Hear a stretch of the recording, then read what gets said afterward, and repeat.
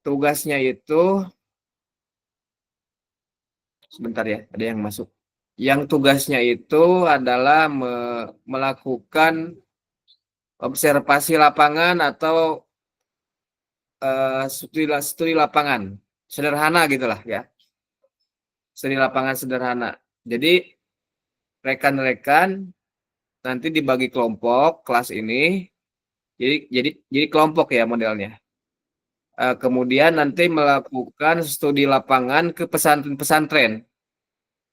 Karena modelnya kajian, jadi memang harus ada update uh, studinya gitu ya. Harus ada studi. Biasanya modelnya nanti kalau tahun sebelumnya itu dalam bentuk membuat video dokumenter selama maksimal 15 menit. Jadi sedikit saja ya. 15 menit atau mungkin juga dalam konteks tertentu bolehlah lebih gitu ya. Maksimal setengah jam gitu.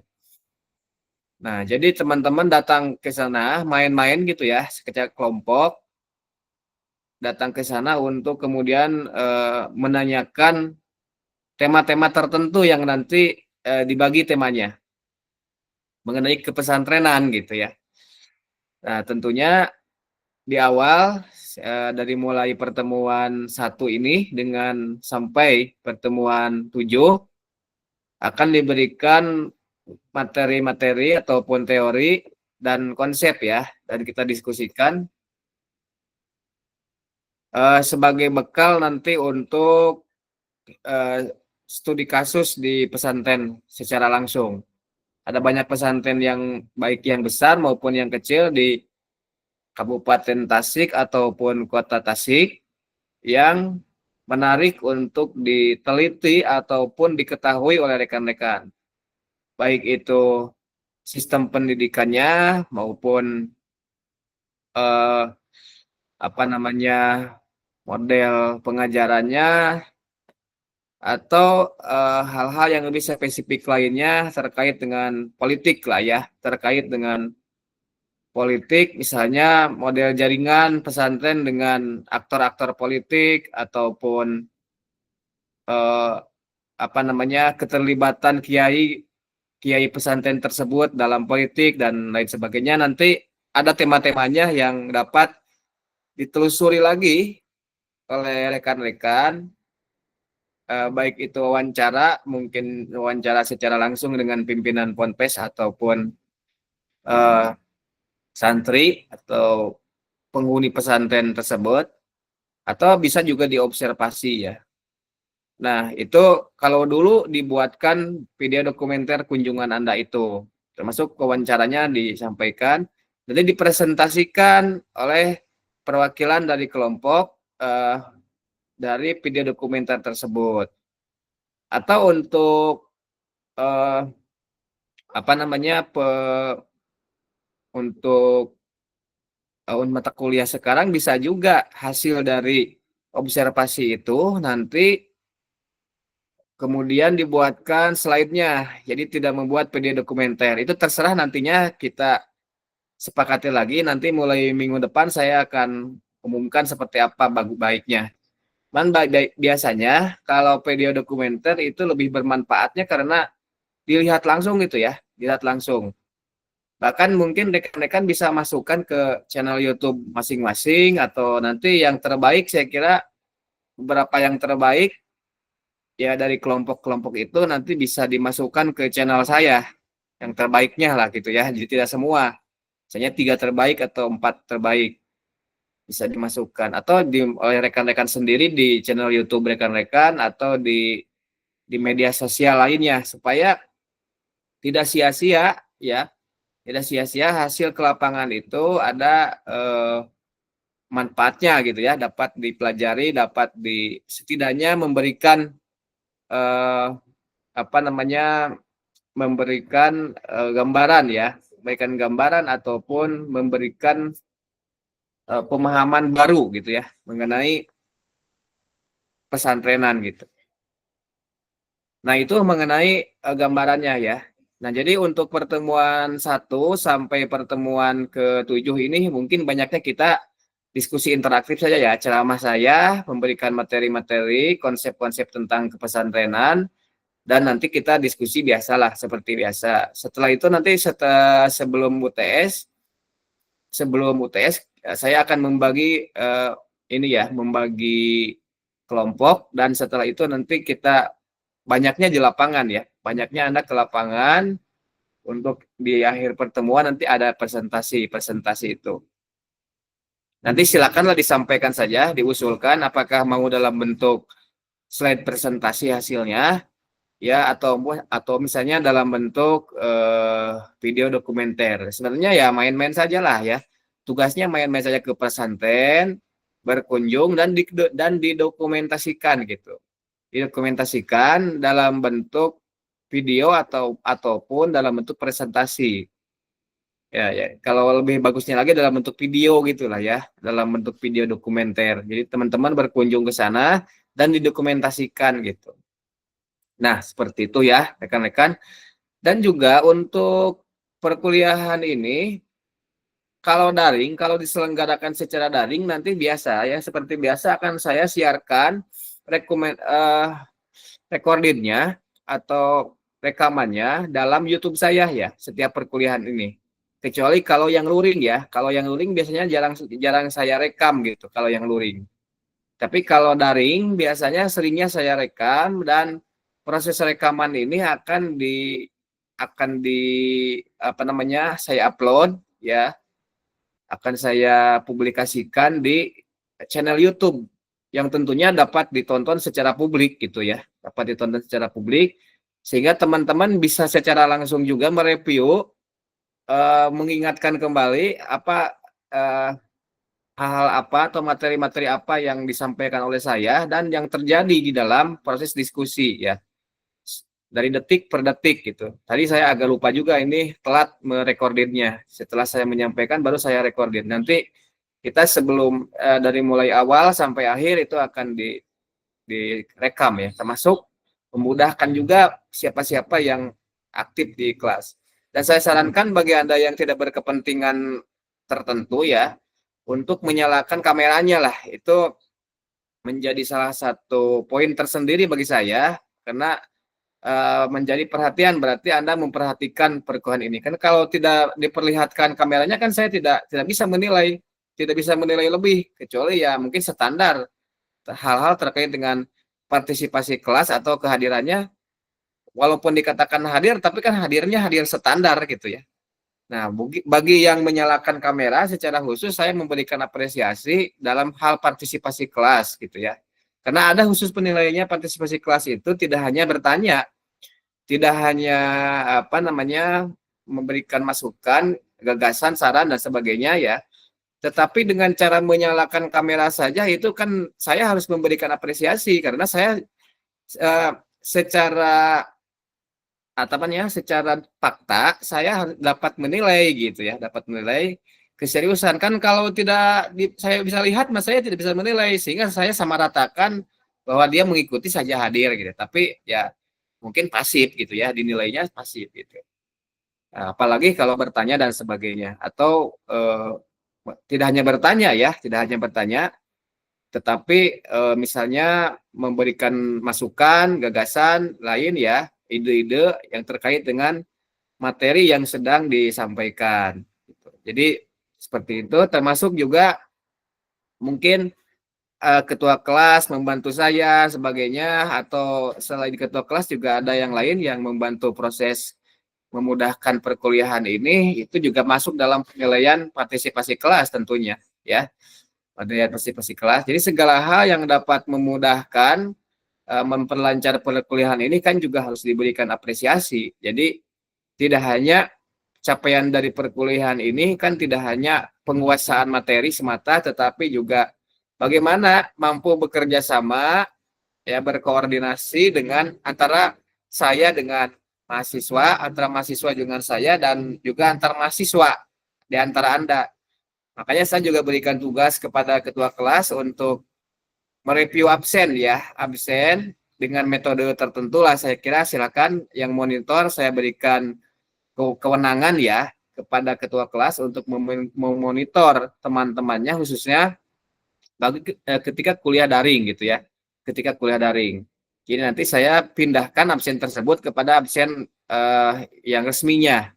Nah, berdasarkan informasi dari ketua kelas Anda. Saya sebetulnya sendiri bisa ya mengabsen lewat Google Form dan sebagainya, tetapi ya untuk mengaktifkan saja proses asistensi berarti ketua kelas Anda digunakan gitu, jalan gitu ya. Hal-hal administratif seperti ini gitu. Jadi saya tidak disibukkan dengan hal-hal yang administratif, tapi langsung kepada materi saja ketua kelas Anda nanti. Jadi ini juga terkait erat ya, karena kalau perkuliahan daring itu kan banyak kendala, kadangkala ada yang serius mengikuti perkuliahan ini, tetapi karena satu hal, misalnya jaringannya juga kurang bagus, maka sering keluar masuk. Sehingga saya kan tidak bisa menilai dia itu nggak benar kuliahnya, kok keluar masuk. Itu kan kalau di kuliah luring kan itu kurang etis ya, kurang etika kalau keluar masuk terus terus menerus itu.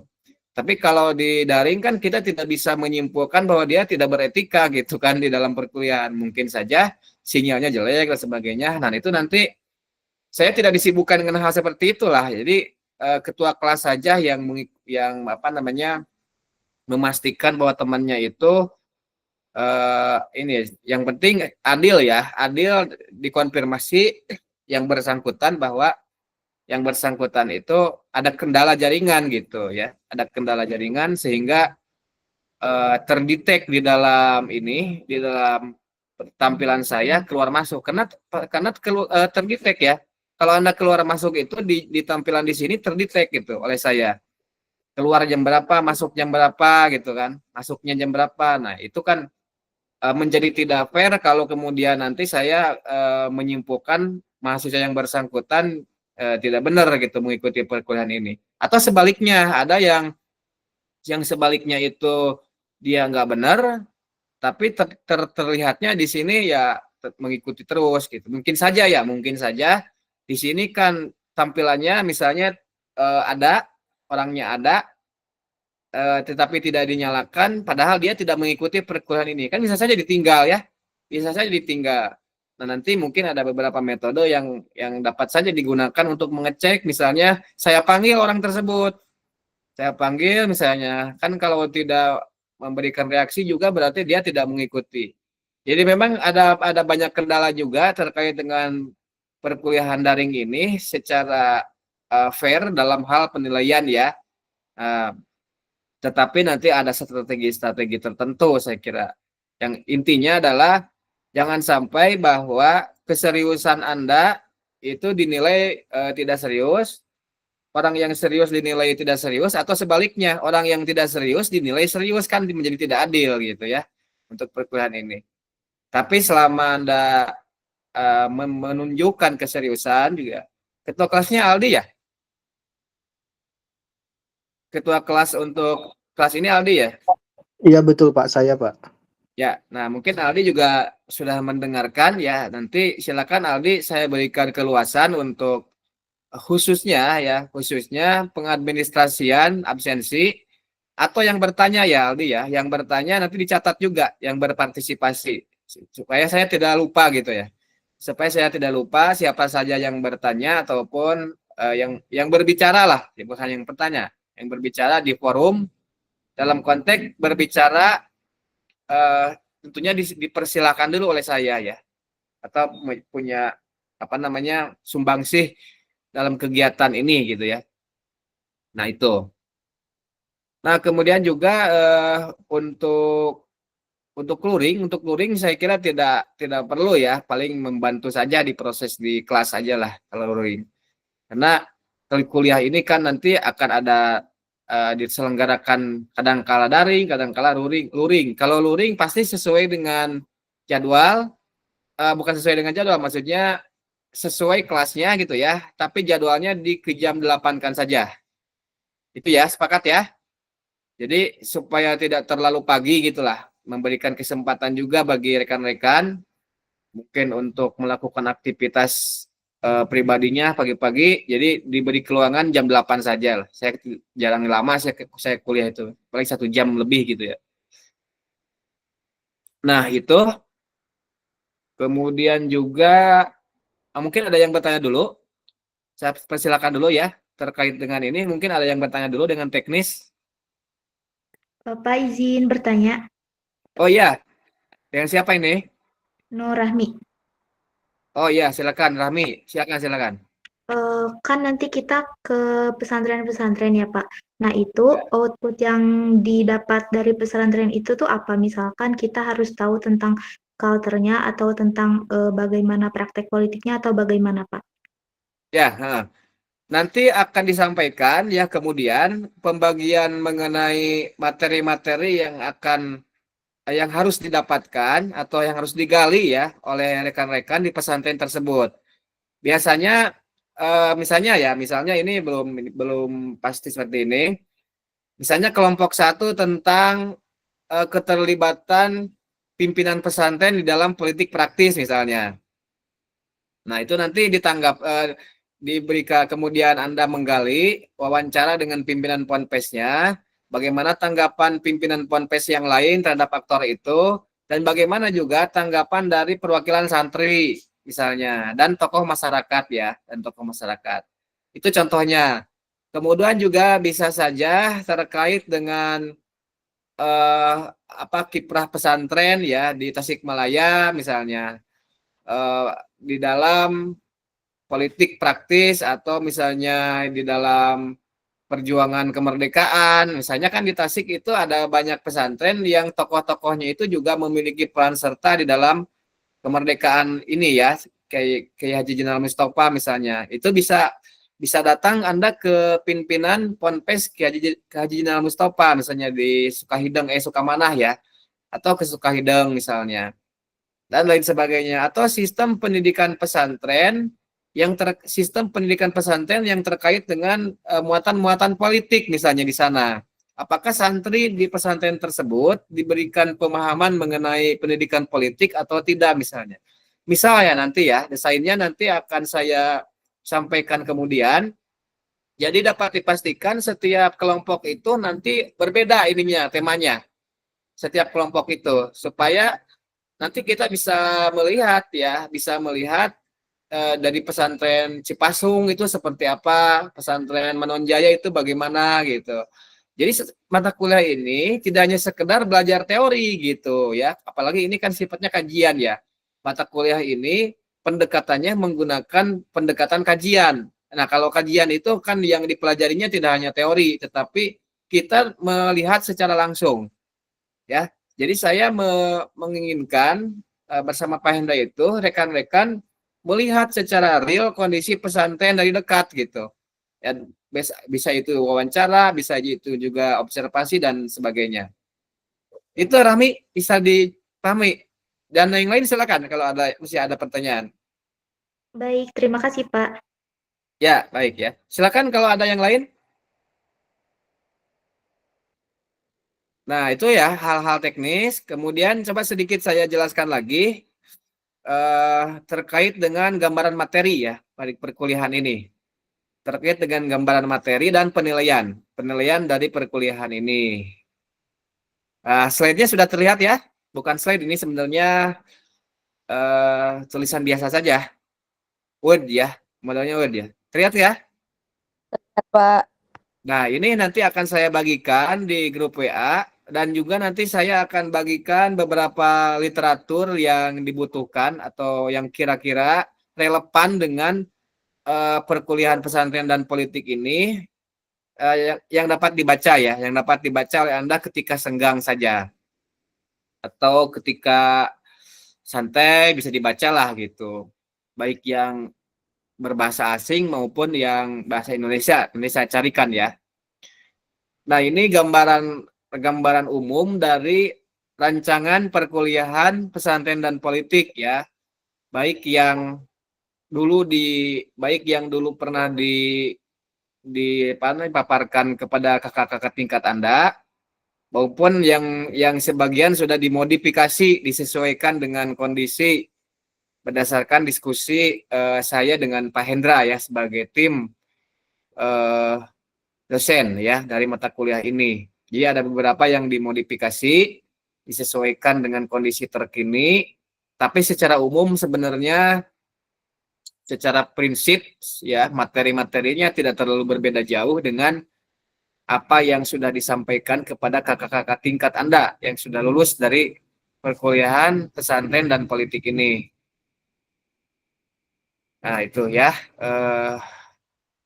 Coba dilihat outline-nya, rancangan perkuliahan pesantren dan politik ya. Pengampu saya dengan Pak Hendra. Nah, perkuliahan sesuai dengan jadwal kuliah yang tercantum ataupun berdasarkan nanti kesepakatan dengan rekan-rekan. Yang penting tidak bentrok ya, rekan-rekan tidak bentrok, saya juga tidak bentrok. Nanti ada sehari sebelumnya jika perkuliahan diselenggarakan di luar jadwal yang biasa. Nanti akan ada kesepakatan mungkin maksimal sehari sebelumnya ya. Itu ditanyakan kepada Anda. Nah, kajian mata kuliah pesantren dan politik ini merupakan perkuliahan yang basisnya itu lokal konten. Ya, lokal konten dari Tasikmalaya yang sengaja digagas ya sudah 10 tahun lebih ya mata kuliah ini ada di jurusan Ilmu Politik FISIP Universitas Siliwangi yang merupakan tindak lanjut dari visi mengenai kearifan lokal ya, berbasis kearifan lokal. Kearifan lokal yang seperti apa? Kearifan lokal yang berbasis bahwa Tasikmalaya ini adalah kota santri. Ada kurang lebih 800-an lebih ya. Oh, bukan 800-an, 700-an lebih ya di kota dan 1.200 pesantren di kabupaten. Ini merupakan modal yang sangat baik, yang sangat luar biasa dan merupakan kota kedua terbesar ya jumlah pesantrennya setelah Kabupaten Kediri kalau nggak salah ya di Jawa Timur. Kemudian Tasikmalaya jumlah pesantrennya sangat banyak sehingga kedua kota ini sering dijuluki sebagai kota santri. Nah, ini menjadi latar belakang yang tidak akan Anda dapatkan di ilmu politik yang lain.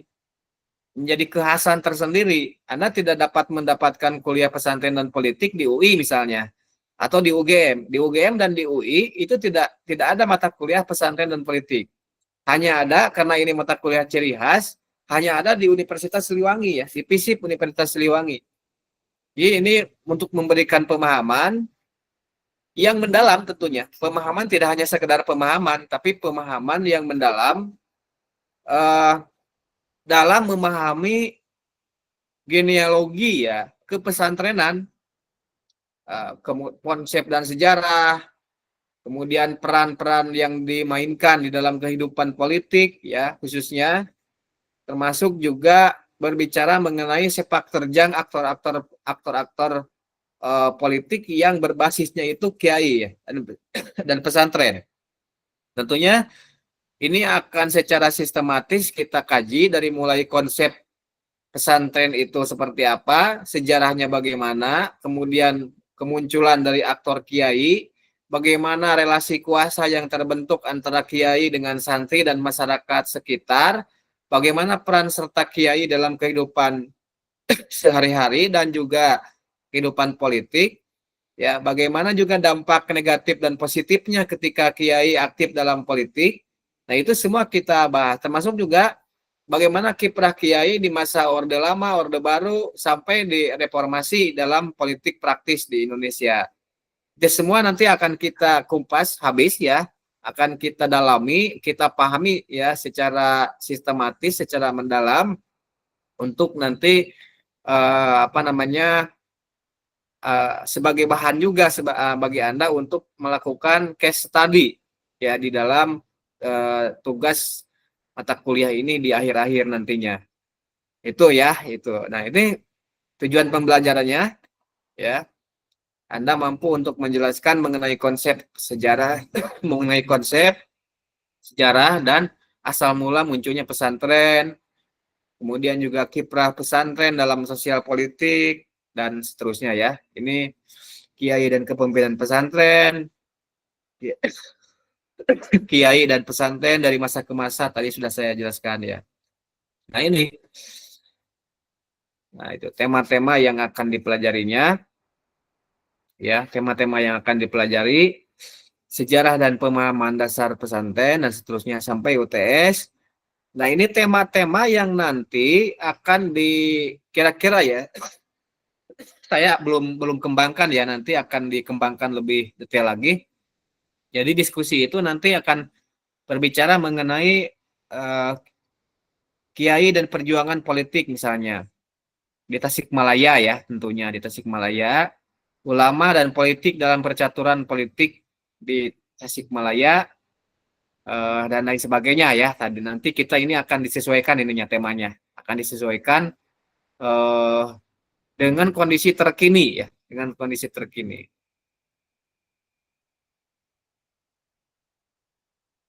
Nah, kemudian juga bentuk perkuliahan itu dalam bentuk ceramah ya, dan pemaparan kelompok terhadap hasil dari di lapangan gitu ya, bentuk perkuliahannya. Terus kemudian juga sebentar ya, bentar nih ada yang masuk dulu.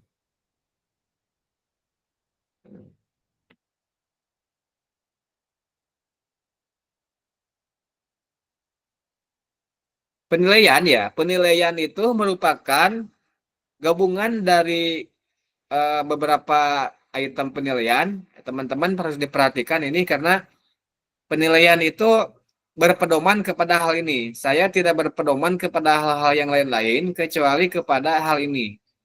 Pertama UTS, UAS, kemudian tugas kelompok. Ini tugas kelompok sangat besar nilainya, sama dengan UTS, UAS. Bahkan mungkin nilainya menjadi 60% ya. Tugas kelompok ini karena harus saya sampaikan, biasanya UASnya itu terkait dengan tugas kelompok yang dibuat ke lapangan itu.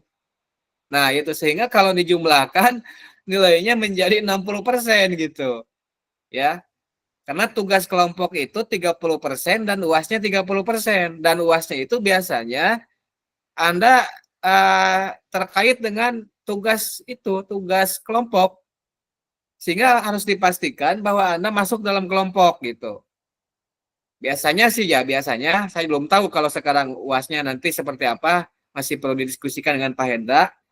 Biasanya kalau mata kuliah ini di sebelumnya kakak tingkat Anda itu UASnya itu tinggal mengumpulkan saja video dokumenter itu yang dibuat oleh rekan-rekan yang dipresentasikan di kelas. Tinggal mengumpulkan dari video dokumenter itu sehingga tidak usah lagi ada ujian. Ya ujiannya itu maksudnya, ujiannya mengumpulkan video dokumenter gitu. Jadi terkait gitu ya. Terkait. Sehingga tidak menyulitkan bagi Anda sebenarnya. Karena memang yang diharapkan dari perkuliahan ini itu berbasis proses sebetulnya. Berbasis proses dari kasus yang dipelajari di kelas. Sehingga UASnya itu ya kalau prosesnya sudah diikuti maka UASnya mudah, tinggal mengumpulkan saja. Selain juga partisipasi kelas dan absensi gitu ya. Absensi ini ada. Nanti absensi yang dilaporkan oleh rekan Anda ketua kelas dan yang diisi di kelas ya. Kalau kelasnya luring gitu. Nah, terkait dengan penilaian ini mungkin silakan dulu ada pertanyaan dulu. Dipersilakan kalau ada pertanyaan ya biar jelas dan ini juga bisa diatur oleh Anda terkait dengan strategi pribadi Anda nantinya terkait dengan penilaian. Jadi Anda harus berpedoman kepada itu ya, kepada unsur penilaian itu. Nah, supaya tidak sia-sia gitu ya perjuangan Anda kerja keras di dalam mengikuti perkuliahan ini, ada parameter penilaiannya gitu. Mana unsur-unsur yang besar, artinya tidak mesti juga sih Anda ingin mendapatkan nilai A itu tidak mesti juga hadir full 100%, bisa saja hadirnya cuma 85%, tapi bisa saja Anda dapat A kalau unsur yang lainnya tercapai gitu. Tapi kalau hadirnya cuma 2 kali ingin mendapatkan nilai B ya kan susah juga ya. Susah karena kalau sudah dijumlahkan pasti tidak akan tercapai hal itu. Karena absensi itu walaupun penilaiannya cuma 10%, tapi ini juga secara tidak langsung terkait dengan aktivitas Anda di kelas. Anda tidak mungkin dapat nilai partisipasi kelas kalau Andanya tidak ada di kelas, kan gitu ya. Benar ya? Sehingga partisipasi kelasnya kecil gitu. Ya. Nah, itu. Silakan supaya tidak ada dusta di antara kita terkait dengan penilaian ya. Nah, jadi saya menilai Anda itu bukan berdasarkan kedekatan.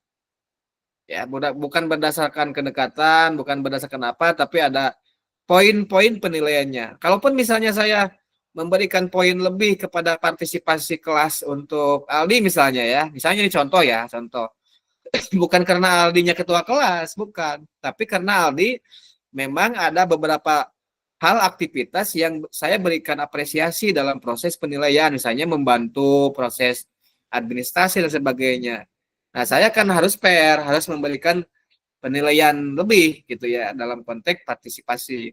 Atau tidak hanya ketua kelas, bisa saja di antara Anda ada yang membantu juga proses ini, melancarkan proses kegiatan gitu.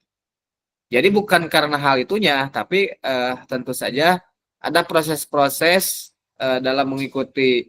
Ini kan training ya, perkuliahan itu sama modelnya dengan training atau pelatihan segala macam yang memang ada standar penilaian selama kurun waktu 6 bulan ini gitu ya, 1 semester ini gitu.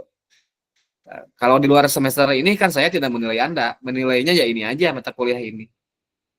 Itu ya, itu perlu dipahami oleh rekan-rekan. Jadi yang menilai itu sebenarnya Anda sendiri melalui saya gitu ya, kalau tentang penilaian. Dan tidak ada yang bisa dilakukan untuk memperbaiki nilai Anda kecuali perlihatkan bahwa Anda memang mengikuti proses perkuliahan berdasarkan unsur-unsur yang 4 tadi. Ya. Jadi yang dapat membayar saya dalam proses penilaian itu hanya itu saja. Apapun tidak bisa Anda gunakan, ya. Nah, jadi tidak bisa Anda gunakan, Anda mau membayar pakai uang juga tidak laku ya. Uang tidak laku dalam proses ini. Dalam proses penilaian ini uang tidak laku, Anda mau bayar berapa ratus juta, berapa miliar pun tidak laku pokoknya untuk perkuliahan ini. Yang laku untuk memperbaiki nilai Anda itu adalah unsur-unsur yang tadi itu, yang 4 itu tadi. Itu yang dilakukan oleh Anda sendiri. Jadi yang menilai itu Anda sendiri gitu. Bukan saya sebenarnya. Saya cuman memfasilitasi saja. Ya. Paham ya? Jelas ya? Jadi Anda tunjukkan saja diri sendiri Anda. Lagian nilai itu kan bukan nomor 1 ya, bukan nomor 1 yang paling penting. Nomor 2 lah nilai itu. Nomor 2, nomor 3 dan seterusnya. Yang paling penting itu adalah proses Anda dalam belajar di mata kuliah ini khususnya ya, dan mata kuliah lainnya tentunya. Khususnya dalam perkuliahan ini Anda berproses dengan baik. Kenapa saya sampaikan seperti ini? Karena dalam rapat yudisium atau rapat akademik itu ada beberapa mahasiswa yang melakukan pendekatan terhadap dosen untuk membayar ya di masa lampau ya dalam ke saya tidak ada yang berani kalau ke saya. Karena Anda harus mempelajari karakter saya. Jadi karakter saya itu justru kalau misalnya ada yang mendekati saya di luar hal formal untuk mendapatkan nilai selain dari unsur tadi, justru saya akan berikan nilai E ya kalau saya. Jadi jangan macam-macam kalau dengan saya, pasti kakak tingkat Anda tahu kalau dengan saya. Pasti nilainya akan sebaliknya. Ikuti aja hal-hal yang formal. Tapi ada ke beberapa rekan dosen yang seperti itu ya, khususnya yang baru-baru ya, yang muda ya. Dosen-dosen yang muda, ada beberapa kasus yang mendekati seperti itu jangan dilakukan lah. Jangan sampai dilakukan hal-hal yang seperti itu. Ikuti saja prosesnya, belajar aja jalan apa adanya gitu ya. Jalan apa adanya sesuai dengan yang diinikan. Kalau sakit ya sakit, tidak usah dipaksakan sakit ya. Boleh Anda tidak kuliah karena sakit. Ya. Kalau misalnya ada kesibukan yang berbentrok yang paling penting dibandingkan kuliah ya silahkan. Tapi kalau sama sekali Anda tidak kuliah atau kuliahnya cuma 2 kali 3 kali, jangan harap juga bagus. Ya itu mah resiko lah. Resiko. Jadi ya tidak salah juga itu pilihan Anda. Saya juga pernah 1 semester dulu ketika saya kuliah mahasiswa, itu cuma masuk 2 kali, kemudian dosen saya memberikan nilai saya D ya. Ya tidak apa-apa karena itu pilihan saya waktu itu karena saya jadi aktivis mahasiswa sehingga jarang masuk ya, jarang masuk sehingga nilainya menjadi D. Ya bukan bukan kitanya bodoh, tapi karena memang aturan perkuliahannya begitu. Ya tidak apa-apa mengulang, saya juga mengulang. Jadi jangan sampai Anda cuma masuk 2 kali kuliah, tapi pingin dapat B. Ada yang kayak gitu. Ya, masih juga. Jadi adil juga terhadap diri Anda lah. Apa-apa kayak kuliah dapat nilai D juga karena memang pantasnya mungkin seperti itu.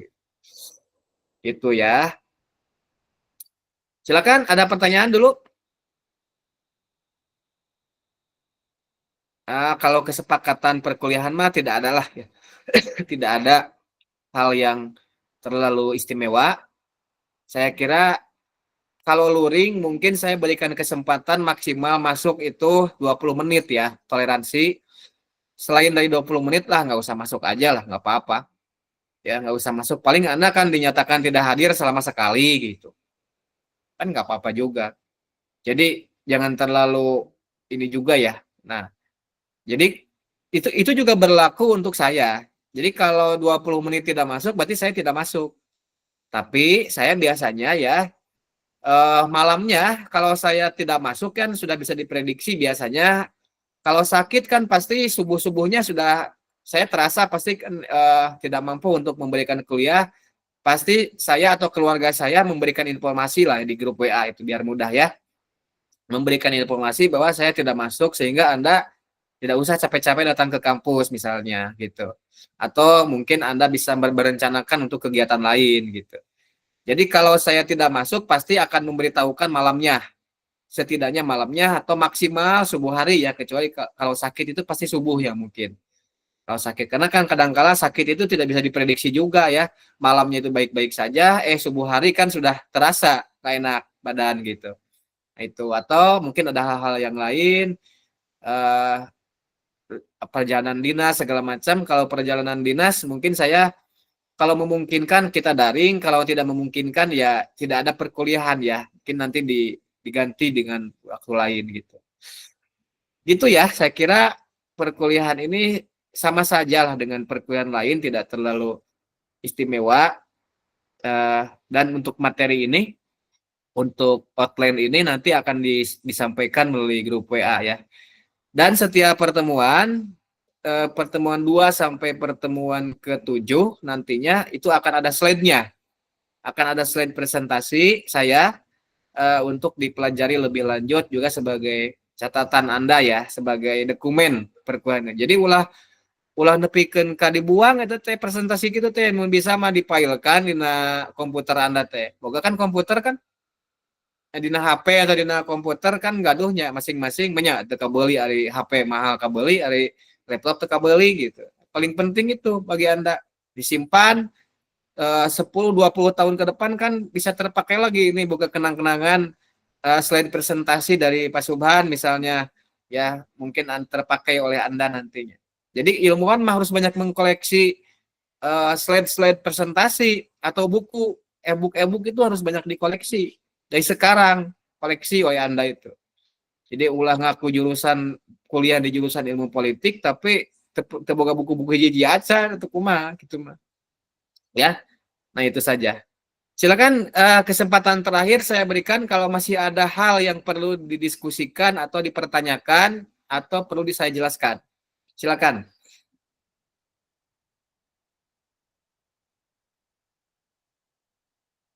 Cukup ya? Tidak ada? Jelas gitu maksudnya jelas? Jelas, Pak, jelas. Cukup Pak, jelas. Baik ya. Baik kalau tidak ada yang ditanyakan atau tidak ada yang perlu didiskusikan, untuk perkuliahan perdana ini sementara saya cukupkan dulu ya. Kita akan lanjutkan minggu depan ke materi pertama ya. Materi pertama mengenai konsep dasar pesantren dan kiai ya. Nah itu. Baik, mudah-mudahan kita mendapatkan ilmu yang bermanfaat dari setiap perkuliahan kita dan yang utama selalu diberikan kesehatan, keselamatan dan keberkahan ya dari setiap aktivitas kita. Terima kasih atas segala perhatian Anda. Saya ucapkan Assalamualaikum warahmatullahi wabarakatuh. Waalaikumsalam Waalaikumsalam warahmatullahi warahmatullahi wabarakatuh. wabarakatuh.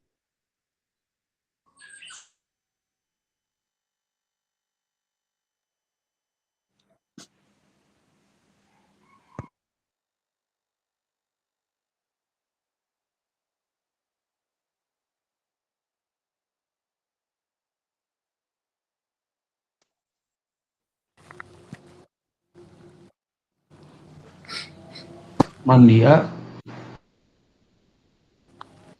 Atos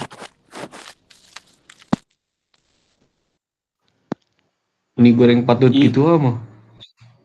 goreng kene didinya